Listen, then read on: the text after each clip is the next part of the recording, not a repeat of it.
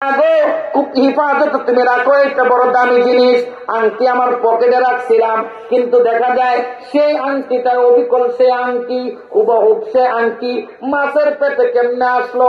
আমার বন্ধু আল্লাহর বান্দা যদি সদ্য মুসলমান হয়েছে, কিন্তু এত ইবাদত করছে, বিসমিল্লাহর আমলটা করছে, রব্বে কাবা তার প্রতি সন্তুষ্ট হয়ে গেছে, তার আর বুঝতে বাকি নাই তার জানের মধ্যে রব্বে কাবা দিয়ে দিছে। তোমার সেই আংটি আংটি হিফাজতে রাখো, মেয়েটা বিসমিল্লাহ বলে আগের জায়গায় যে জায়গায় রেখেছিল বাবার সামনে ওই জায়গায় রেখে দিয়াম। খুব শান্তশিষ্ট ভাবে মাছটা কাটার পরে সুন্দর করে রান্না করে বাবার পোশাক পরিচ্ছদ আগায়া দেয়। বাবা খাওয়ার পরে বলে, মা আংটিটা তুমি দাও, যে আংটিটা আমি দিয়েছিলাম। এমনিতেই মেয়েটা যে জায়গার মধ্যে রেখেছে ওই জায়গার দিকে রওনা হয়।